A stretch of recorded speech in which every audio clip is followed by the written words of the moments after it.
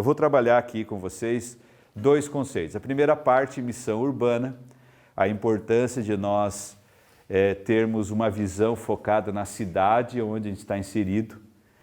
A maioria de vocês aqui está morando em cidade, é isso? Ou alguém mora ainda no sítio, mora no campo aqui? A irmã mora no sítio, no campo. É a exceção do grupo aqui. Mas também os conceitos servem para a irmã, porque de alguma maneira está envolvida também com a cidade, né, irmã? Então, o nosso contexto, nesse primeiro momento, vai falar sobre a importância de nós termos uma missão voltada para a cidade onde nós estamos lá vivendo, onde estamos inseridos. Então, essa é a primeira parte da nossa aula. E depois, a segunda parte, aí nós vamos para as práticas de escola sabatina e também a importância da unidade de ação, do pequeno grupo e como isso vai fazer com que a sua igreja, a sua comunidade, a sua vida se torne melhor e mais útil para Deus, para a igreja e para a comunidade. Então é assim que nós vamos dividir aqui. Quando eu estiver conversando, a gente não precisa ser um monólogo, vocês podem também perguntar, sugerir e a gente pode estar trabalhando assim, que vai ficar mais fácil o processo aqui juntos. Você não tem caneta sobre mim? Tem uma caneta aqui. Essas aulas depois elas vão estar disponibilizadas para vocês, mas você sabe que nem tudo que vai estar disponibilizado é o que a gente vai conversar aqui. Uma das coisas que eu aprendi é sempre anotar, porque quando a gente anota, a gente grava mais, né? A gente consegue assimilar melhor o conhecimento. Para mim está sendo bom um retorno ao Rio Grande do Sul. Eu sou gaúcho, na realidade, eu nasci na cidade de Palmeira das Missões, aqui no interior, e a gente, muitos anos que eu não vinha para cá. Então, para nós está sendo bom estar aqui. Daqui a pouco vou falar até uns bai, uns tchê aí, né? Para relembrar aí, quando era guri, aqui na minha terra ali, onde eu me criei, na região ali de Santo Augusto, Santa Maria, onde eu me criei aqui no interior do Rio Grande do Sul. Deixa eu ver aqui. Pá. Esta é a igreja que eu sou pastor, a igreja do Tingui, em Curitiba. Aos pouquinhos vocês vão conhecer um pouco melhor como é que é as práticas desta igreja e a vida dessa igreja. Eu trabalho com esse projeto chamado Escola de Esperança, que é uma ideia que Deus me deu, que é de Deus e da igreja ao mesmo tempo, em 2010. Então nós já trabalhamos com o foco na missão integral desde 2010. Então praticamente metade do meu ministério eu vivi de um jeito no ministério e a outra metade então nessa visão que Deus foi nos dando e que hoje é uma visão da igreja aqui no sul do país, é uma visão bem abrangente da missão da igreja. Estou eu lá pregando aqui, então, para vocês conhecerem a minha esposa Andréia e as minhas duas filhas, esta é a Emily e esta é a Ellie, não parecem, mas são gêmeas, têm 10 anos. E ontem eu falava um pouquinho com elas, quando eu cheguei por aqui, elas, papai, eu estou com saudade. Poucas horas, mas criança tem esse contato com a gente aí. Aqui é uma parte da minha igreja, vocês podem ver, não sei se todos estão vendo, essa é uma visão assim da minha igreja, nos dias mais lotados. Então, Quantos membros, pastor? 550 membros tem essa igreja. Esse aqui é o primeiro grupo de líderes que eu trabalhei quando cheguei em 2015 em Curitiba. Durante 17 anos eu fui pastor no norte do Paraná, na região de Maringá e Cascavel. Não, então se alguém puder nos ajudar aí com as cortinas, obrigado. Então esse é o primeiro grupo que eu trabalhei 17 anos na região de Maringá e Cascavel e depois um ano em São Paulo. Fui pastor um ano na igreja do Tatuapé, na Paulista Leste, em São Paulo. Depois, em 2015, então, nós viemos para Curitiba e esse foi o meu primeiro núcleo, o primeiro grupo de líderes que nós trabalhamos lá. A gente trabalha em escola de missão, mas mais restrita lá para a igreja, para a comunidade. Então esse foi o grupo inicial e aqui já é um grupo que já está trabalhando conosco agora, mais nesse período agora. Alguns não estão mais, se você olhar na foto anterior, e outros novos que chegaram. E a gente trabalha então com essa ideia da formação dos líderes, da importância de nós nos reunirmos e valorizarmos o grupo.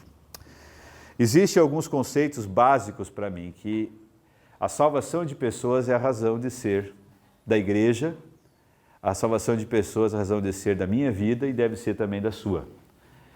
Uma alma tem mais valor para o céu do que o mundo inteiro de propriedades, casas, terras e dinheiro. Você acredita nisso?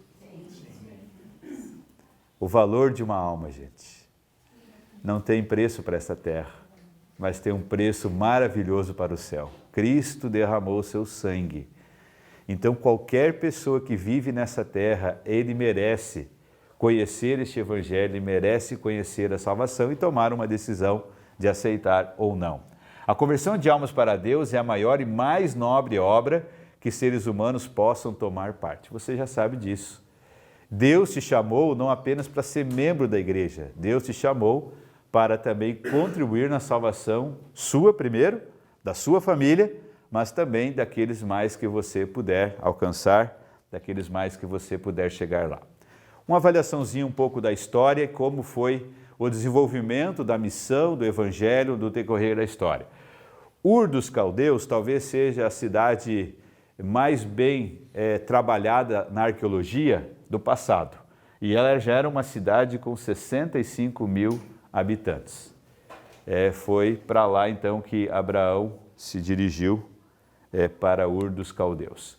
Depois uma outra cidade famosa na Bíblia é Nínive. E a Bíblia diz que para atravessar a cidade de Nínive precisava de 3 dias andando de um lado para o outro para atravessar a cidade de Nínive.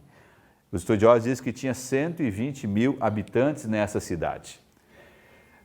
Babilônia era uma outra cidade que ficou famosa na história. Babilônia tinha muitos prédios, jardins, tinha o rio que passava no meio da cidade, que depois se tornou uma porta de entrada para a destruição da cidade. Olha, uma coisa que a gente acha que é moderna, banheiros que tinha descarga. Então tinha um jeito lá, um sistema lá de despachar. Os muros eram altos, largos. 10 carruagens poderiam andar umas aos lados das outras. Então pensa numa avenida de 10 faixas e era então os muros da cidade de Jerusalém, era quase que de Babilônia, era quase que intransponível esses muros lá. Então uma cidade importante, uma cidade que Daniel exerceu a sua influência, lá tinha 100 mil habitantes. Éfeso, jamais agora no período do Novo Testamento, vai estar disponível, irmãos. Éfeso, uma cidade de 250 mil habitantes. Uma cidade grande, né, gente? Já para aquele tempo, olha quanta gente morava lá. 25 quilômetros das ruas já eram iluminadas. Hoje, Paris é considerada a cidade luz do mundo. A Times Square, em Nova York, é o lugar mais iluminado da Terra. Mas no passado era Éfeso. Era a cidade luz do passado. E eles tinham lá um teatro para 25 mil pessoas. Ali está a parte das ruínas lá. Mas existia energia elétrica? Não, eles usavam lamparinas, candeeiros. Então o sistema deles lá era uma troca constante lá do óleo e a manutenção daquele sistema lá para que a cidade pudesse já ter luz naquele tempo. Antioquia, esta é uma cidade bem famosa de Paulo. Paulo utiliza muito essa cidade no Novo Testamento e ali ele pregou o seu primeiro sermão. Nessa cidade os discípulos foram chamados pela primeira vez de cristãos. Essa cidade passou a ser uma cidade muito importante. Uma das coisas que eu encontrei delas, que ela tinha 16 quilômetros de cidade coberta. Então podia chover, porque o pessoal ficava bem tranquilo lá, pelo menos 16 quilômetros daquela cidade, elas tinham coberturas, olha. A gente acha... A gente fica feliz aqui com a cidade de Gramado, que tem uma praça coberta. É uma praça coberta, né? Só uma praça, olha, ela tinha 16 quilômetros. Então algumas coisas a gente acha moderna, já tinha talvez aí na história do passado. Roma. Roma é uma outra cidade muito famosa, todos nós sabemos. Foi o maior império da antiguidade, olha o cálculo, 50, 90 milhões de habitantes. Era a estimativa do Império Romano. Era quase 1/3 de toda a população que havia naquele contexto. E ficou famosa por crucificar Jesus. Algumas coisas e curiosidades de Roma. Aí vai. Vamos lá, algumas coisas aqui desse historiador chamado Lanciano. Deixa eu ver aqui. Obras arquitetônicas, 315. Palácios, 1790. Banhos públicos, 926. Parques e jardins, 30. Fontes de águas, 500. Reservatórios de águas, 330. Padarias, olha, tinha 254 padarias lá em Roma. Portões, 37. Arcos de mármore, 36. Circo, 7. Anfiteatros, 2. E talvez o mais famoso, né, que ficou até hoje aí, que é o Coliseu, né? Bibliotecas, 28. Escolas de gladiadores, 5. Pontes, 5. Estátuas de bronze, 375. Estátuas de mármore, 10.000. Que é aquelas que mostram lá os imperadores e os nobres. Portanto, a gente olha essa imagem da cidade e elas estão bem configuradas na história e também na Bíblia. Na Bíblia nós temos ali o filho de Enoque, ele então construiu ali, Nimrod construiu a primeira cidade e ele então construiu a cidade de Babel. Ali está a primeira história na Bíblia, Nimrod construiu uma cidade chamada Babel, que depois se tornou aí Babilônia, e nós temos na Bíblia 2 cidades que se antagonizam, Jerusalém e Babilônia. E até hoje ela existe, esse antagonismo. Você pertence a qual dessas 2 cidades? Está todo mundo certo aí, né? Jerusalém, nós pertencemos a essa cidade e não pertencemos a Babilônia. Davi, se nós observarmos, ele construiu uma cidade e a cidade foi de Jerusalém. Então nós vemos personagens que estavam envolvidos com a cidade.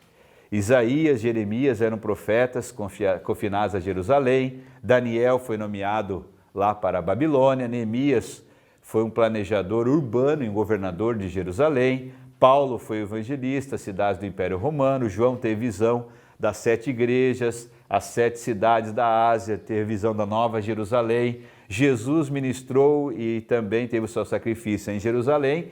Paulo escreveu aos crentes que viviam em várias cidades lá do seu contexto. Por que isso é importante, irmãos? Porque teve um tempo na nossa igreja em que se falava muito na vida no campo. Lembra desse tempo? Sim. Que se fazia até um apelo, né, para a gente deixar as cidades e voltar para o campo. Teve até uns livrinhos famosos como Vida no Campo. Lembra desse livro? E por muito tempo, muitos assim até tiveram vontades de voltar para o campo, e alguns até voltaram, e alguns até vivem até lá até hoje. Mas nós já percebemos que o mundo está mudando neste contexto. É preciso haver diligente esforço nas cidades. Aqui está este conceito aqui de Ellen White. Como preparação para a vinda do Senhor, devemos realizar um amplo trabalho nas grandes cidades e temos um solene testemunho a ser dado nesses grandes centros. Então, há um princípio de nós nos voltarmos para evangelizar onde nós estamos, a maioria aqui está envolvida numa cidade.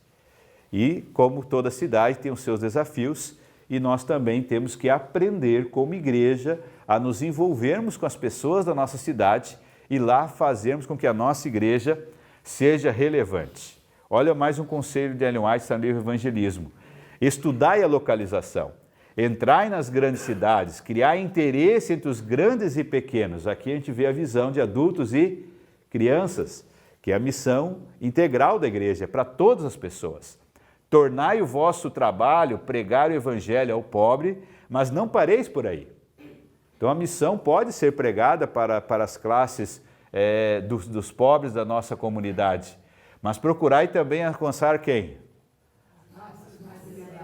Qual que é mais fácil da gente alcançar?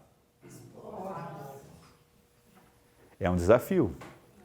Aquele que tem um pouco mais de cultura, aquele que tem um pouco mais, talvez, de posses financeiras, é um desafio para nós chegarmos até o coração deles. Depois eu vou falar algumas estratégias que a gente usa para tentar quebrar algumas barreiras com essa classe aí, que também está aí o conselho para trabalharmos com ela. Estudai e tendo em vista deixar a luz irradiar para outros esta obra que já deveria ter sido feita há quanto? Há muito tempo. Mas parece que agora a igreja, dos anos para cá, tem se preocupado em trabalhar com essa questão da missão urbana, da missão para a cidade. Daqui a pouquinho eu vou entrar mais em questões disso. O trabalho nas cidades é uma obra essencial para qual tempo? mas quando ela escreveu já faz muito tempo. No tempo de Ellen White, a maior cidade era Nova York, que foi a primeira cidade moderna a chegar a 1 milhão de habitantes. E quando a Ellen White ela fala que a cidade era muito ruim, é porque imagina Nova York, com mais de 1 milhão de habitantes, sem sistema de esgoto, sem sistema de água. Então, as doenças elas estavam lá proliferadas mais fácil na cidade. Então, quando a gente vai lendo os conceitos de Ellen White, nós temos que entender o porquê que ela disse algumas coisas nessa questão aí da vida mais simples, mais retirada dos grandes centros. Mas olha, ela diz que é para esse tempo a obra de nós irmos para as cidades. Deus deseja que sejam trabalhados nas cidades. E o resultado será pôr em operação um poderoso movimento como jamais o quê? Testemunhávamos antes. Então Deus deseja fazer grandes coisas nas cidades. Deus deseja que nossas cidades sejam impactadas com o evangelho correto, com a igreja correta, com a mensagem correta, com o plano de Deus para a salvação das pessoas. E com grande poder deve-se levar aos grandes seres da população o clamor, aí vem o esposo, saiu ao encontro. Jesus está voltando, então essa é a mensagem que nós deveríamos pregar. Só para você ter um pouquinho dessa questão da missão urbana. Em 1960, no mundo, apenas 34% das pessoas viviam nas cidades.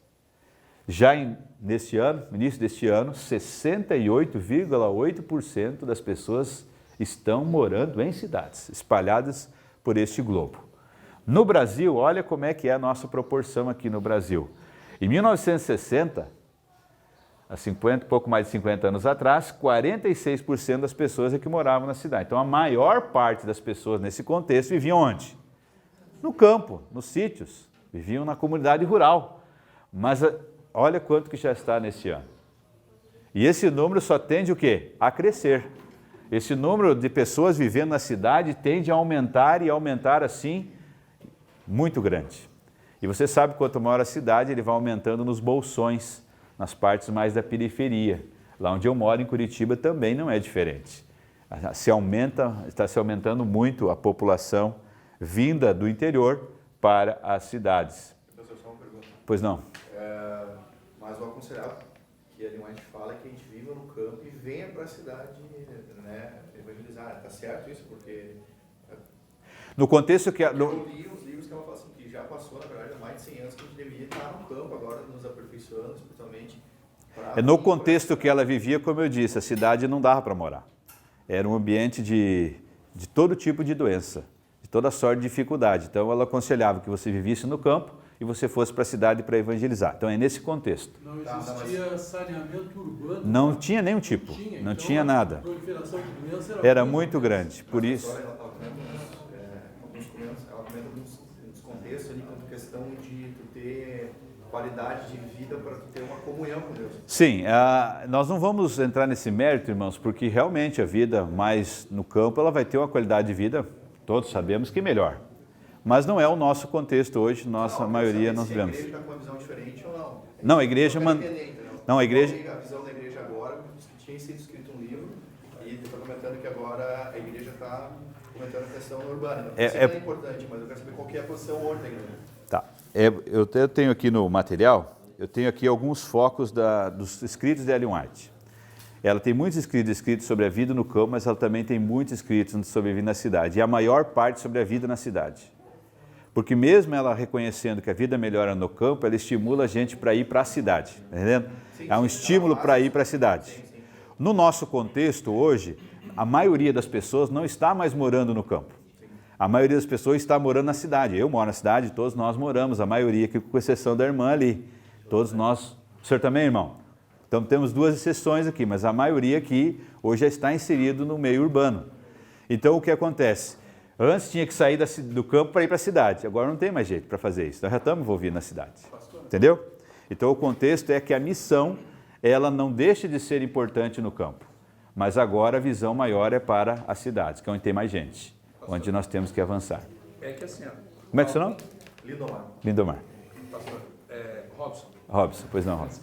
É que antes criou-se eu não sei se eu posso usar essa palavra de misticismo, de que assim, Jesus está voltando. Então, se Jesus está voltando, o conselho é que nós vamos para o campo para fugirmos da perseguição.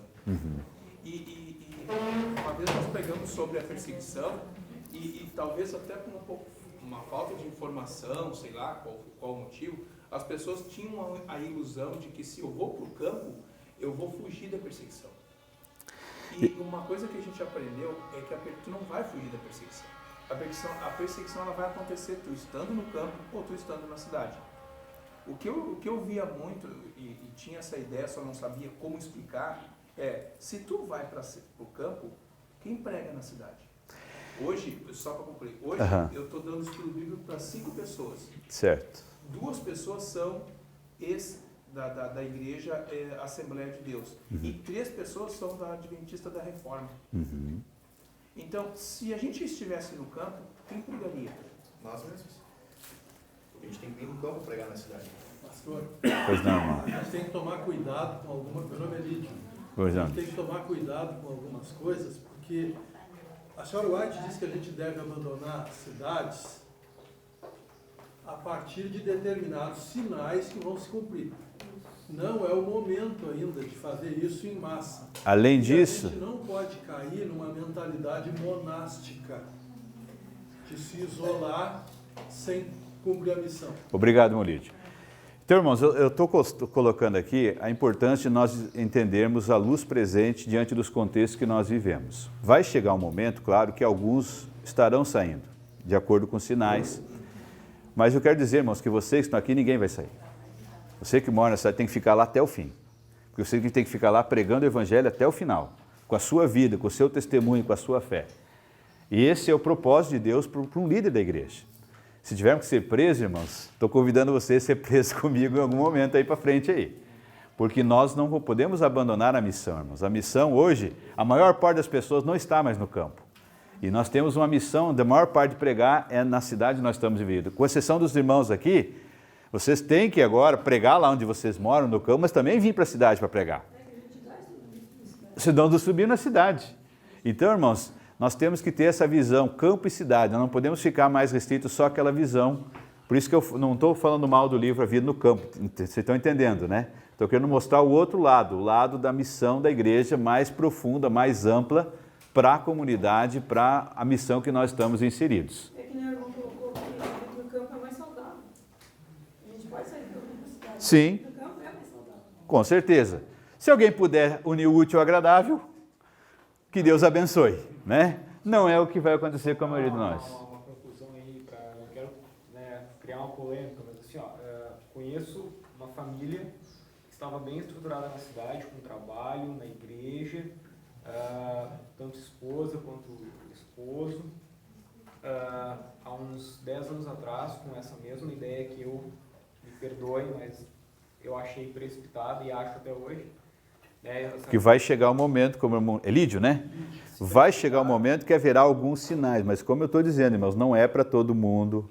Não, os líderes da igreja têm que permanecer para testemunhar até o fim, irmãos. E abandonaram tudo, pastor. Na cidade, largaram o trabalho para viver não sei do que, tá? Numa determinada região aqui bem próxima.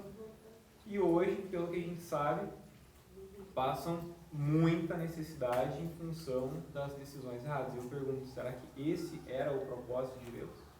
Será que às vezes a gente não está querendo decidir por Deus?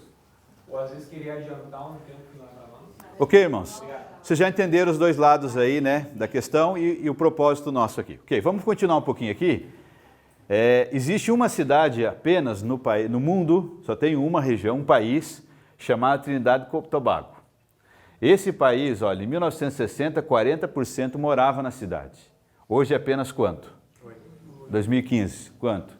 Deve ser menos ainda hoje. Então, esse é o único país no mundo que a comunidade ainda é o quê? Rural. 60%, 40%. Mais gente morava na cidade em 1960 do que hoje. Então, lá o pessoal da cidade, em vez de permanecer e aumentar, eles retornaram para o campo, para a comunidade. Então, esse é o único país que eu encontrei aí da pesquisa que tem essa visão mais do campo, mais rural. Os demais, nós temos hoje cidades no mundo, 500 cidades com mais de 1 milhão de habitantes. Eu moro numa cidade com mais de 1 milhão de habitantes. 20 cidades têm mais de 10 milhões de habitantes no mundo. Eu morei em São Paulo, que tinha mais de 10 milhões de habitantes. Então, isso é um contexto que nós vivemos. E aqui vem a frase, eu já lhe dou a palavra, irmão. Diferentes oportunidades para alcançar o quê? Diferentes tipos de pessoas e fazer o quê? Mover quem? A igreja para onde? Se você, já lhe dou a palavra, irmão, se você pegar na Bíblia, você vai encontrar um texto que diz assim: a minha casa será casa de oração para todos os povos. Lembra desse texto de Isaías? Esse era o primeiro momento, irmãos. As nações tinham que vir para Israel, as igrejas tinham que vir, as pessoas tinham que vir para onde? Para Israel. A partir da diáspora, irmãos, Deus disse assim: agora eu vou espalhar vocês para onde? Para o mundo. Então hoje, nós muitas vezes temos uma igreja, sabe como? Como a de Jerusalém. Queremos que o povo venha para onde? Para Jerusalém. Aqui está o meu templo, aqui está a minha igreja, eu vou ter um programa dia tal, hora tal, vai ter esse evento, então eu quero que vocês venham aqui na minha Jerusalém. E Deus deseja muito mais do que isso para nós, irmãos. Deus deseja que nós vamos para onde? Se espalhar. E aqui vocês estão espalhados em vários lugares, em vários bairros, cidades, e Deus deseja espalhar o seu evangelho. E aqui nós temos que ir na direção da onde? Onde estão as pessoas? Pois não, irmão. Como é que é o nome do senhor? Paulo. Paulo. Pois não, irmão Paulo. Falando sobre Trinidade e Tobago, é um país pobre. Então a gente vê que a tecnologia hoje no campo, nas cidades mais ricas, né? O povo vem para a cidade porque a tecnologia da colheita Tomou conta. É muito mais fácil para... Tirou a mão de obra das pessoas e a máquina tirou. Então eles não têm serviço, têm que vir para a cidade para trabalhar. Como eles são pobres lá, eles não têm acesso a essa tecnologia, então eles têm que voltar para o campo. Para fazer. Então isso é uma questão... É uma inversão cultural. Uma inversão cultural e também já uma situação para nós aprimorarmos a maneira de trabalhar com essas pessoas também. Entenderam aqui a posição do irmão Paulo? Pois não, irmão. O nome do irmão? Nome do irmão? Pois não. Há uma preocupação de um evangelho ser pregado em grandes centros. Isso. Como assim, por exemplo, em Porto Alegre, ali nós temos aquela igreja do Guatemi, mas há uma carência sim, de se pregar o evangelho nos prédios. Em Gravataí também acontece onde eu moro ali. Então, assim, tu tem que desenvolver um ministério de tu fazer amizade com o porteiro, de tu começar a chegar ali, oferecer uma literatura, oferecer um CD. O irmão já está indo adiante. Nós vamos chegar lá em algum momento, irmão Hélio. Obrigado. De alguma maneira, nós vamos ter que ser relevantes hoje nas nossas cidades, onde só tem prédio. Eu moro num lugar onde é assim. Nós plantamos uma igreja, eu vou falar daqui a pouco, nós plantamos uma igreja num bairro assim, irmão, onde só tinha prédio, condomínios, e hoje temos uma igreja adventista, mas não é uma igreja num templo, é numa casa. Então você tem que criar algumas alternativas para chegar nesses locais. Mas nós vamos falar daqui a pouquinho, irmão Hélio. Guarda aí, que daqui a pouquinho eu vou pedir para o senhor contribuir também conosco aí, porque tem que realmente pensar, irmãos. Voltando a essa questão da cidade, nós temos grandes desafios. Aqui Porto Alegre é uma cidade, uma metrópole, assim como Curitiba, onde eu moro, e as outras cidades em volta, todas elas acabam sendo influenciadas pela cidade maior. E a cidade maior, ela acaba mudando os costumes bons que tínhamos na cidade do interior. Hoje, a droga está em todas as cidades, é ou não é? A criminalidade está em todo lugar, é ou não é? A violência está em todos os cantos, divórcios, problemas com filho, com jovens, com adolescentes, tudo que é canto. Então a igreja tem que se tornar relevante para tudo isso que está acontecendo neste mundo e é o contexto da volta de Jesus. Para mim, irmão, a solução está aqui, ó, nesta frase, nesse livro, A Ciência do Bom Viver. Esse foi um dos primeiros livros que eu li logo que aprendi a ler. É um dos livros que estava na estante lá de casa. E depois foi um dos primeiros livros que eu li no seminário de teologia. E esse livro, A Ciência do Bom Viver, ele é fantástico para mudar hábitos de vida, para a gente ter uma vida mais saudável. Mas a parte central desse livro não tem nada que ver com a vida saudável, com mudar hábitos. A parte central tem que ver com a missão. E aqui está a missão. Como fazer dar certo o Evangelho no século 21, para Jesus voltar? Unicamente os métodos de quem? Às vezes a gente tem os métodos da igreja, irmãos. Tem os métodos do pastor, dos membros, da comissão da igreja. Tudo está certo, irmãos, tem o seu lugar, é importante, está tudo certo. Mas quem vai terminar a missão, irmãos, é os métodos de quem? De Cristo, que trarão o verdadeiro êxito ao nos aproximarmos do povo. O Salvador, ele fazia o quê? Se misturava. Irmãos, às vezes a gente lê na Bíblia, Jesus, ele estava com o pobre, estava com o rico, estava com a prostituta, estava com o publicano, que era o ladrão, né? Estava com todo tipo de gente. Ele estava envolvido com as pessoas. Eu pergunto, nós hoje estamos envolvidos com as pessoas? É uma síndrome que às vezes nós temos como adventistas. A gente entra para a igreja, aí a gente praticamente acaba com as amizades que a gente tinha, e aí a gente tem que ter pelo menos 7 na igreja, porque senão a gente sai da igreja, não é essa a estatística? Irmão, nós temos que evangelizar as pessoas que nós tínhamos amizades e temos amizades. Nós temos que ser relevante para as pessoas. Às vezes nós queremos ser relevante para quem vem na porta da igreja, mas é aquele que você se relaciona no dia a dia. Como ser relevante para esse? Como fazer a diferença na vida desse? Nós recentemente estamos ministrando, eu, minha esposa e minhas filhas, para um aluno da minha esposa, a família do aluno da minha esposa. Minha esposa tem o hábito de mandar, ela é professora, ela tem o hábito de mandar um bilhetinho para os pais, e quando ela percebe o interesse, ela manda um presente para a criança, uma Bíblia infantil. E aí nós começamos a trabalhar dessa maneira, estamos trabalhando com um vizinho também da gente. Como é que a gente faz isso? Então nós temos que ser relevante, irmãos, nós temos que ter amizade com as pessoas. E com qualquer tipo, irmãos. Como fazer isso? É fácil ou é difícil? É difícil. Pastor, eu acho que é uma coisa que a gente tem que tomar cuidado hoje, está acontecendo muito. Às vezes a gente, como adventista, é o proselitismo. A gente acaba querendo só converter as pessoas para a nossa fé, mas não quer esse envolvimento maior com elas. Aí elas não permanecem, porque aquela paixão ela passa, né? Você não deslumbrado com a atenção, mas batizou e não existe mais. Aí que está o detalhe, irmãos. Muitas vezes, eu sou pastor faz 21 anos. Quando eu comecei o ministério na igreja, havia uma preocupação muito na igreja de quantas pessoas a gente ia batizar por ano, né? É uma preocupação. Quantas pessoas eu vou batizar na minha igreja? Como pastor era essa preocupação, pastor, eu chegava para a minha igreja, eu dizia para os irmãos, olha, o teu alvo da tua igreja é tanto, o teu alvo da tua igreja é tanto, o teu alvo da tua igreja é tanto. E aí nós saímos durante o ano todo trabalhando para alcançar o alvo de batismo da igreja, do distrito, e a gente fazia essa missão achando que estava fazendo o melhor para Deus. Não estava nada errado, estava fazendo o melhor para Deus. Só que com o passar do tempo, o que acontecia? A gente ia 20 vezes na casa de uma pessoa para batizar ela. E depois, quantas vezes ia mais depois que ela batizava? Você voltava lá depois? Você convidava a pessoa depois para comer na sua casa, para continuar comendo pipoca, vendo um filme com você, cristão? Partia para outra casa para fazer a mesma. Você abandonava aquela pessoa e você ia atrás de outro. Porque a tua missão qual era? Trazer gente para a igreja. Isso, irmãos, eu trabalhei boa parte como pastor fazendo assim. Porque esta era a forma que a igreja via e nos orientava e a gente seguia isso. De uns anos para cá, a igreja está mais preocupada não apenas com quem entra, mas também com quem permanece na igreja.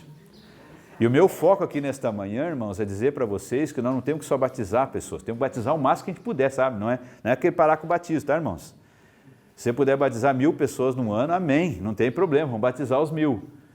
Mas a gente também tem que se preocupar e depois nós vamos conseguir manter esses 1000? Como é que a gente vai fazer para depois que essas pessoas permaneçam na minha igreja, não se apostatem da igreja, não deixem a igreja, por vários motivos? Então esse hoje talvez seja nosso maior desafio, irmãos, não apenas trazer alguém para a igreja, mas ajudar a pessoa a permanecer na igreja. Sim, irmã? Pois eu ia dizer assim que, não, por exemplo, a pessoa se batiza, entra na igreja, mas, por exemplo, quem levou, quem evangelizou, quem ajudou, não dá aquele suporte. Então, o que acontece? A pessoa não está madura para seguir sozinha. Então, eu acho assim que tem que ter visão da pessoa que está, né? E tá, entrou, que bom, se batizou, mas não é se batizou e largar. E eu vejo que acontece muito isso. Então, a pessoa não consegue caminhar sozinha. Então, nós vamos ter algumas dicas aqui para manter, tá? Para que depois ela... Como é que é o nome da irmã? Evelyn. Evelyn, vai ter algumas coisas para manter. Depois, aí a gente vai focar em outra pessoa, né? É verdade. Sim, irmão Lídio. Essa questão de trazer pessoas para a igreja é um problema. Olha aí. Não, eu já vou explicar por quê. Eu quando dou estudo, eu nunca convido a pessoa para ir na igreja. Por que eu não convido? Porque igreja, mesmo que a pessoa não seja um frequentador assíduo, cada um tem a sua. E se a gente começa a falar da nossa igreja, isso fica parecido com a discussão de time de futebol. Eu levo a pessoa para Jesus. Daqui um pouco, quando ela chega, quando ela aceita e abraça Jesus, ela vai querer saber qual é a igreja de Jesus. Ela pergunta, qual é a igreja que tu vai? Aí ela vem por vontade dela. Essa pessoa vem e não sai mais. Não é para a igreja. Isso é um dos métodos. Embora seja importante, mas o foco tem que ser Jesus. Nós vamos, no decorrer do programa, senão não avança aqui, nós vamos dar algumas dicas de como avançar nisso aí. Pastor, é que tem um outro problema que eu vejo, é assim, a gente dá estudo bíblico e a gente fica como se fosse padrinho daquela pessoa. Aí a gente conseguiu batizar.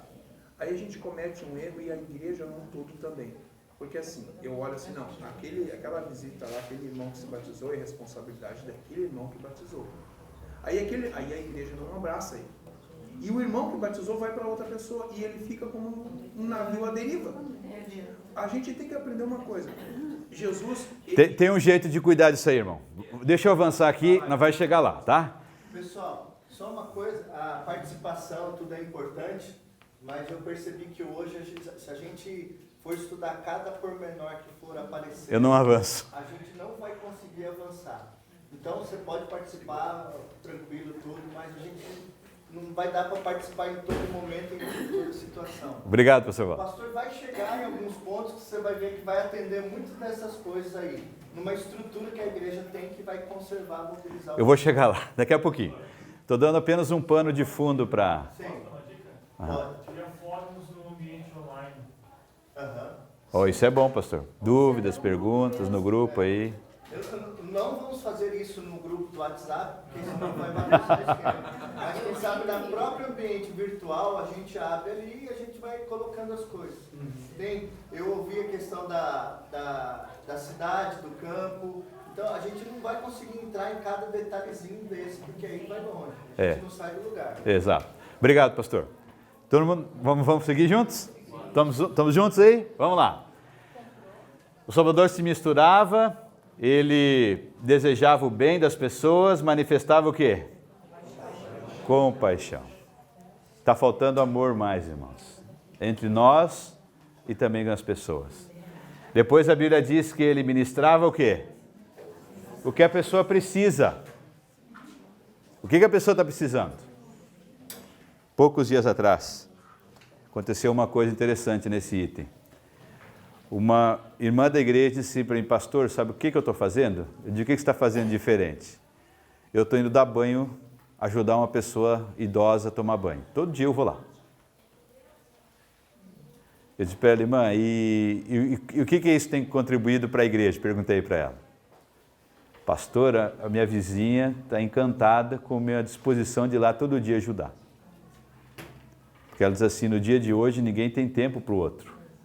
Então ela largar o tempo dela e vir aqui me ajudar a dar banho num familiar meu, é uma coisa muito linda. E sabe o que está acontecendo? Agora esta irmã está testemunhando através do quê? De um dar banho. Coisa simples, né, irmãos? Está acontecendo. Coisas que podem fazer a diferença. Ministrava-lhe as necessidades e conquistava confiança e depois, então, o quê? Sabe o que nós estamos fazendo hoje? Queremos começar por aqui, ó. Nós chegamos para o povo e dizemos, vem e me segue. Vamos me seguir que aqui tem coisa boa. Jesus se misturava, tinha compaixão, ministrava necessidade, combinava o primeiro, segundo, terceiro elementos, ganhava confiança e só depois então ordenava para ser o quê? Discípulo, para segui-lo. Jesus tinha uma missão, queridos. A missão de Jesus está aqui, bem clara em Mateus capítulo 9, que é a missão de Jesus para a igreja, o quê? Ensinar, pregar e curar. Essa é a missão para a igreja. A Bíblia diz que nesse contexto, Jesus veio às multidões. Então nós temos que olhar para a nossa igreja, para o bairro onde a gente mora. Eu moro num condomínio, tem que olhar, eu tenho que saber como é que as pessoas que moram em volta ali vivem. Depois eu tenho que ter o quê? Como Jesus teve o quê? Compaixão, que envolve o quê? Eu tenho que me envolver com as pessoas. Se eu quero alcançar as pessoas, de alguma maneira eu tenho que me envolver com elas. Eu tenho que estar mais inserido. Próximo lá da minha igreja tem uma pista de skate da comunidade. Há poucos dias atrás, eu estive por lá conhecendo os skatistas. Olha que coisa. E eles me colocaram no grupo dos skatistas, do WhatsApp. A necessidade deles era uma lata de tinta para pintar a quadra de skate. Eu consegui uma doação, fui lá e levei a lata de tinta para esses moços lá pintar a quadra de skate deles. Depois que eu coloquei a lata de tinta lá e eles pintaram, eles me convidaram lá para ir para a inauguração da pista de skate. Eu nem sei como é que faz skate, não sei nem nada. Mas eu fui lá e fiz uma graça, subi no skate com eles. E eles disseram assim, pastor, o senhor é 10. Porque a gente pediu para uns outros pastores que nem deram bola para a gente, mas o senhor fez algo diferente aqui. E a gente começou um contato ali, e não sei até que ponto vai, mas começamos um contato com a comunidade de skate. Existe, irmãos, na cidade, essas tribos urbanas. Os skatistas é apenas uma delas. Você vai encontrar muitos tipos de gente diferente. E nós temos que aproveitar as oportunidades que poderão surgir para cada um aqui, para, de alguma maneira, interagir com essas pessoas e tentar mostrar uma igreja, um Cristo diferente para essas pessoas. Nós temos que nos relacionar, não tem jeito. Então eu estou no grupo lá, de vez em quando eu dou uma olhada, tem cada coisa, eu dou uma olhada lá. Mas aí no meio de tanta coisa ruim eu coloco uma coisa boa lá. Eu estou envolvido com eles, estou no grupo deles. A Bíblia diz que a seara é o quê? Grande, os trabalhadores são poucos. Dá para ver aqui que, pelo grupo que temos aqui, comparado ao número de membros que tem na igreja, na sua igreja, e você já sabe que quando chamamos para a missão, o número ele acaba sendo mais restrito, o número acaba sendo menor do que a gente gostaria que fosse. Mas a seara é o quê? Grande. Eu moro no bairro do Atuba, em Curitiba. Neste bairro do Atuba, nós temos ali uma comunidade ali de mais ou menos 40 mil habitantes nesse bairro. Não existe a igreja lá. Eu moro num bairro onde não tem a igreja. Mas temos alguns membros da minha igreja que moram por ali. Então agora nós estamos começando a igreja numa casa. Então nós descobrimos o bairro, agora estamos estudando como chegar nesse bairro, descobrimos as necessidades das pessoas e nós pouco a pouco estamos tentando entrar nesta comunidade. Então, irmãos, nós temos que descobrir primeiro como é que está a comunidade onde eu estou vivendo. Tem que saber a realidade. É grande a seara. 40 mil lá é grande. Nós estamos hoje com um grupo de 20 trabalhadores lá nesse grupo de 40 mil. Nós estamos com 20. Então a seara é o quê? É grande, os trabalhadores são poucos. Então nós temos uma o quê? Realidade. É assim o que acontece na sua comunidade? Ou a maioria lá serve a Deus? Ou a maioria de qualquer igreja? Mas não só na nossa igreja, porque tem gente que é de outras igrejas. Sabe, irmãos, nós temos uma missão e a seara é grande. Mas Deus tem um pedido para nós aqui. Faça o quê? Rogai. Oração. Isso tem que ver com o quê? Tem uma perguntinha aí no nosso CRM, né? Comunhão, relacionamento e missão. Comunhão. É difícil a gente medir a comunhão de uma pessoa, ou é fácil? Como é que eu vou dizer que você não tem comunhão com Deus? Por isso que a gente não aceita muitos relatórios ali, quando a comunhão está ali 30%, né? 40%, 60%. Porque a gente pensa o seguinte, alguém que é da igreja, como é que ele não vai ter comunhão com Deus? Você não pensa assim comigo? Ele em algum momento tem que orar. Em algum momento ele tem que buscar Deus, ele tem que fazer ler uma Bíblia, estudar lição, alguma coisa ele tem que fazer da igreja. Então a comunhão é uma coisa que Deus pede que nós façamos mais. E Deus vai fazer o quê? Vai mandar trabalhadores. Irmãos, Deus é que traz as pessoas. Você está aqui porque Deus trouxe você. Eu estou aqui porque um dia Deus me trouxe. O Evangelho chegou na minha família, irmãos, em 1974, na cidade de Alegrete. Minha mãe estava recém-casada, morava num porão, e alguém da igreja um dia bateu no porão lá e ofereceu um estudo bíblico para minha mãe. Mas a minha mãe era Assembleia de Deus, já era crente, da igreja, fiel da igreja Assembleia de Deus. E alguém da nossa igreja foi lá e ofereceu um estudo bíblico para minha mãe. Minha mãe diz assim, estudo bíblico? Eu já sou crente. Para que eu quero estudar mais a Bíblia? Eu já estudo minha Bíblia. Primeira vez que essa pessoa marcou para ir na casa da minha mãe, ela não estava. A segunda vez, a pessoa não desistiu, a minha mãe estava, mas não abriu a porta. Mas a pessoa não desistiu. A terceira vez, a minha mãe não teve como e recebeu a pessoa. E esse irmão que foi lá, ele foi muito sábio. Com a minha mãe, ele só fez o seguinte, ele abriu o Êxodo 20, leu os 10 mandamentos e perguntou para minha mãe, você é crente, né? Minha mãe disse, sou. Qual mandamento desse você não está seguindo ainda? A minha mãe diz assim, eu não estou seguindo a guarda do sábado. E naquele momento, um estudo só, minha mãe se tornou adventista do 7º dia. Porque alguém não desistiu. Foi primeira vez, minha mãe não estava, segunda vez fechou a porta, e a pessoa voltou lá uma terceira vez e pregou o Evangelho. Essa pessoa nem sabe, a minha mãe nem lembra o nome do irmão, não sabe nem mais quem é. Não sabemos se está vivo, se já descansou. Não sabemos mais o que aconteceu com essa pessoa, mas olha quanto trabalho que veio através dessa pessoa.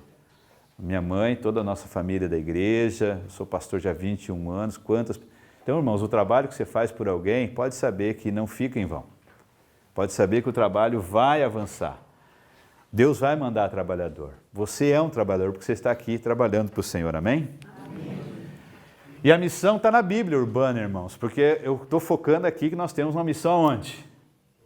Na cidade. Olha o que Jesus fala. Procurai as ovelhas perdidas aonde? Quem são as ovelhas perdidas da casa de Israel hoje? Familiares, amigos, vizinhos, é o teu círculo mais íntimo, mais próximo seu. Essas são as ovelhas que você tem que trabalhar, as primeiras. Mas Jesus continua. Serei levados à presença também de quem? De governadores, de reis, autoridades e pessoas da alta sociedade, pessoas do quê? De influência.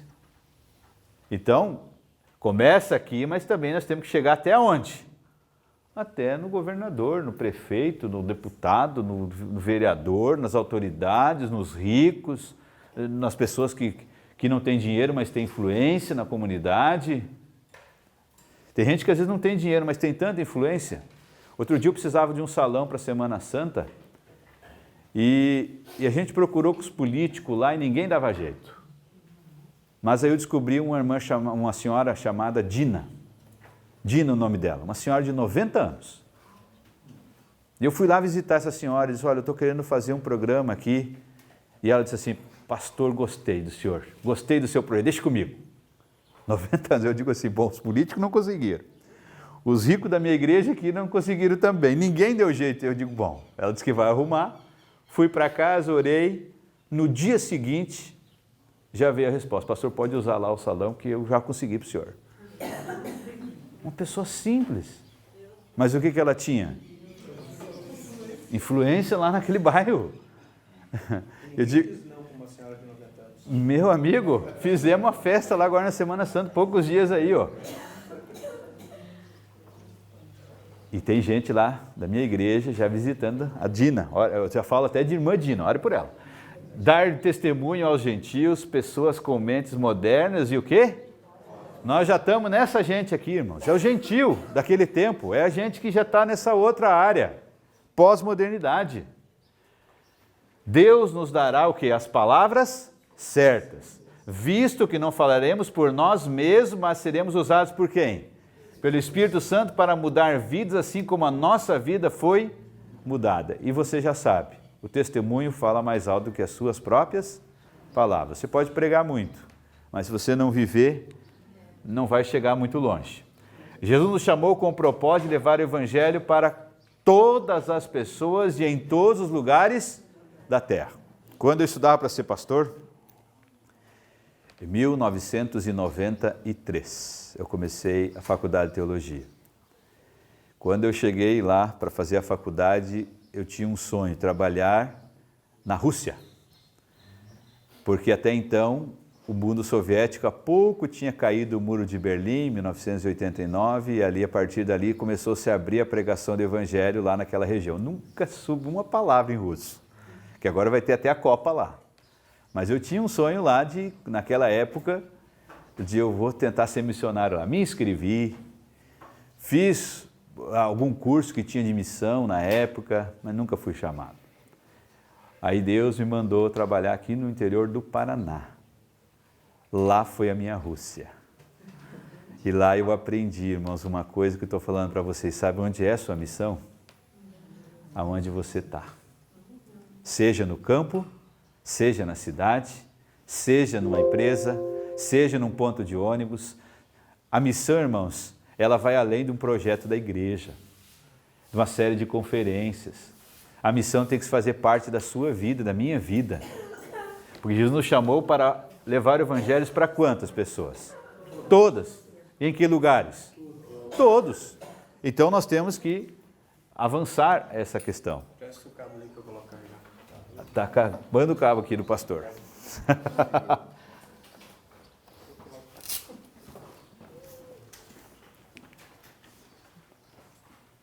A missão na Bíblia, irmãos, é buscar e salvar quem? O perdido. Nós temos perdido fora da igreja e alguns também aonde? Dentro da igreja. Eu estava no meu 3º ano de ministério e eu fui num concílio da igreja e um líder da igreja foi pregar para os pastores. Não sei se aqui alguém de vocês já foi convidado a fazer isso. Mas nessa ocasião um líder da igreja, um ancião de uma igreja, foi pregar para nós pastores. Eu estava começando o ministério. E aquele irmão, ele contou uma história que ficou marcada na minha vida. E a história dele era a seguinte. Ele disse que quando ele era garoto, o primeiro emprego dele foi numa fábrica de chocolate, com 12 anos. Nesse tempo, a gente trabalhava com 12 anos. E esse irmão, então ele começou a trabalhar na fábrica de chocolate com 12 anos. A primeira semana de trabalho dele era o seguinte serviço dele, comer chocolate. Imagina, para um garoto de 12 anos, chegar numa fábrica de chocolate e o primeiro serviço dele comer chocolate o dia todo. A vida que ele contando, a vida que eu pedi para Deus, imagina. Emprego dos sonhos, comer chocolate. Primeiro dia foi fantástico. Segundo dia, mais ou menos. Terceiro dia, comer chocolate o dia todo. E vinha as barras, ele tinha que ir comendo, experimentando. Uma semana depois, ele diz assim que não podia mais enxergar o chocolate. Algum tempo depois, ele descobriu que essa era uma técnica do supervisor daquela fábrica para que não houvesse roubo de chocolate. Então, todos que começavam a trabalhar lá ganhavam uma semana de chocolates grátis. Não tinha roubo naquela fábrica de chocolate. E ele pregando para nós, este irmão, dizendo assim, olha, o chocolate muitas vezes pode ser o evangelho. Tem gente que prega tanto, que vive tanto, que em algum momento ele pode não querer mais. Porque pegou demais, viveu demais. Ele estava falando isso para quem? Para os pastores. Mas ele diz assim, diferente daquela fábrica, Deus é tão bom, mas tão bom, que Deus pode salvar até os pastores. Nunca esqueci dessa frase, irmãos. E você não vai esquecer mais. Deus é tão bom, mas tão bom, que pode salvar até um pastor. É óbvio, irmãos. A quem é mais dado, mais será o quê? Cobrado. Mas Deus tem misericórdia de nós. Será que tem algum pastor perdido por aí? Não sabemos. Deus é que conhece cada um. Será que tem um ancião da igreja perdido? Não sabemos. Membro da igreja, você pode julgar que tem vários, e você pode até apontar o dedo, né, para alguns que talvez a vida não esteja tão de acordo. Não sabemos, porque Deus conhece o coração. A missão, irmãos, não é meramente uma atividade da igreja. Você tem que entender isso. Missão é o resultado e iniciativa de quem? De Deus, firmado no propósito de restaurar e renovar o quê? A criação. A missão, ela é parte do caráter de quem? De Deus. A missão vem do latim missio, enviar, e do grego apostelo, que também quer dizer enviar. E Deus deseja, irmãos, então ter uma igreja em missão, que hoje eu uso o termo missional, que é uma igreja enviada com uma força de propulsão orientada para onde?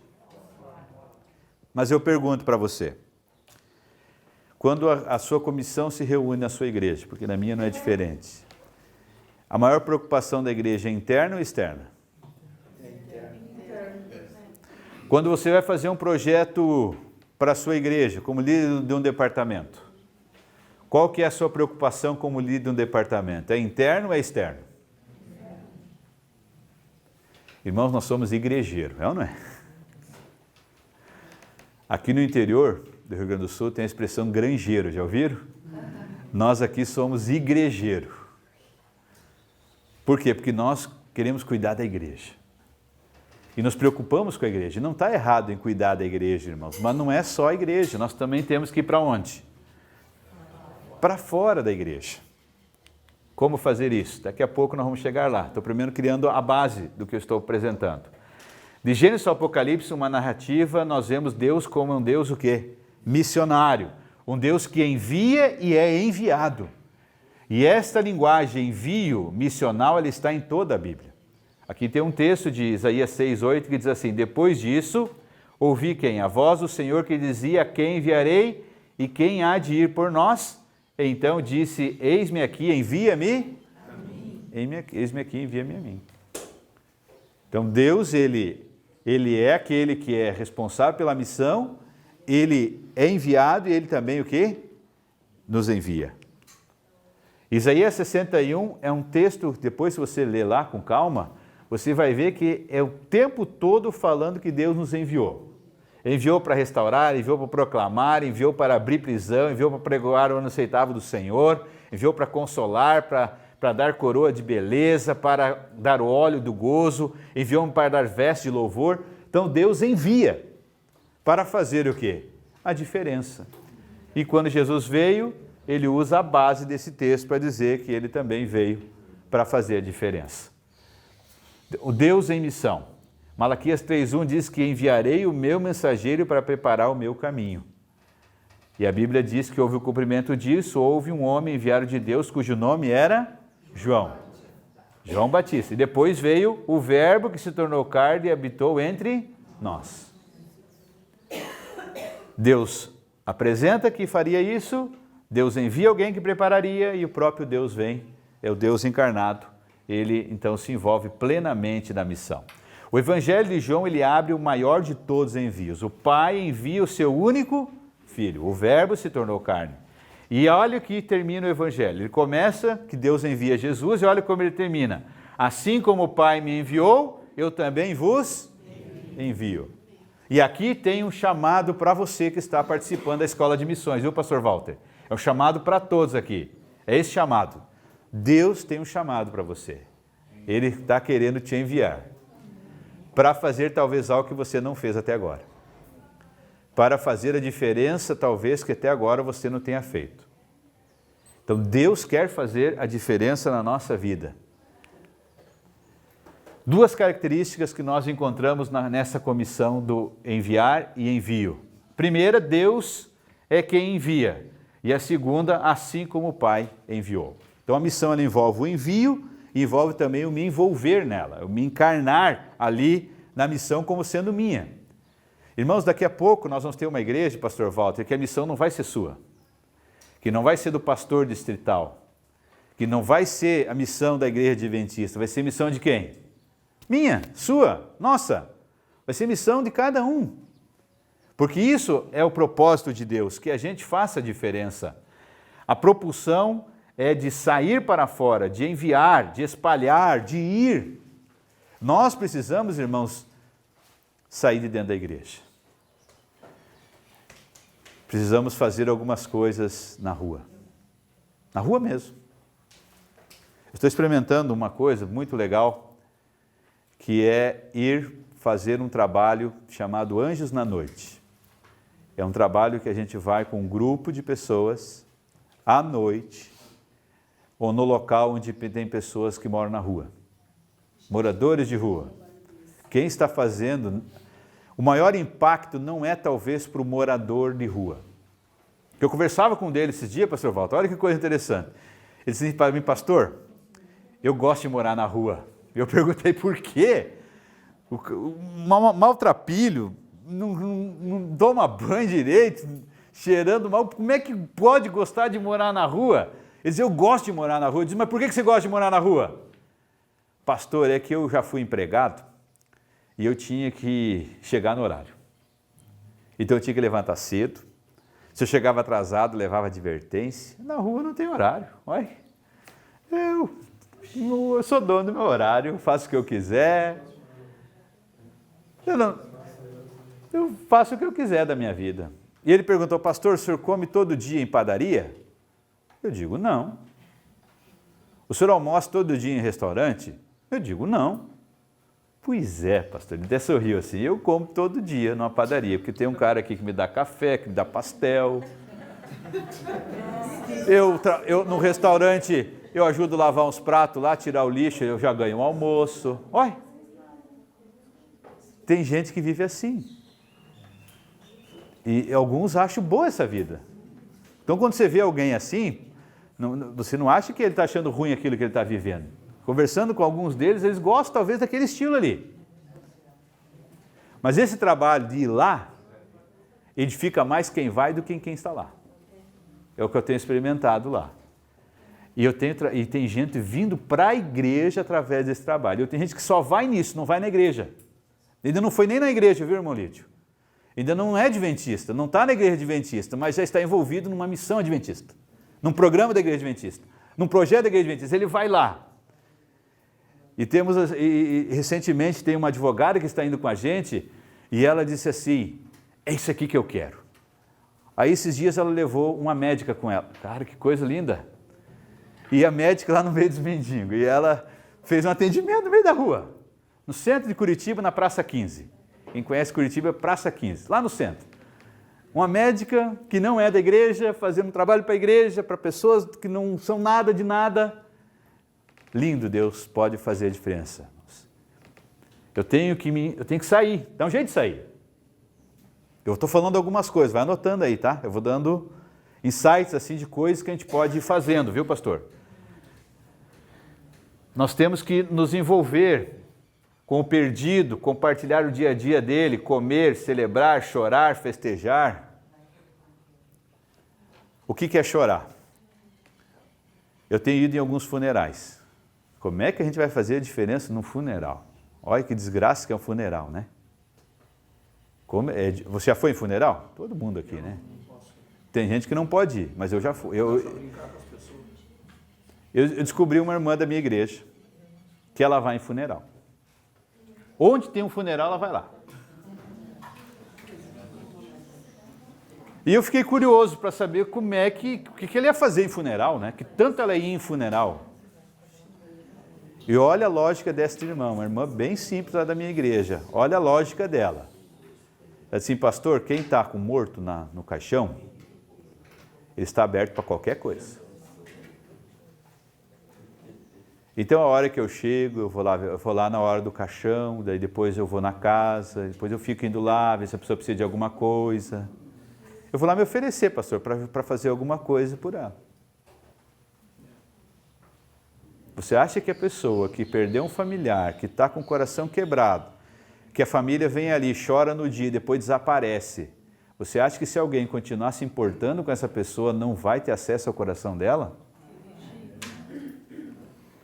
Eu digo, eu queria ter 100 de você, irmã. Eu brinquei com ela.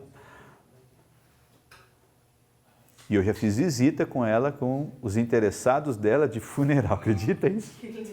Olha que coisa! Deus quer usar a gente para fazer coisas diferentes. Até aqui, ó.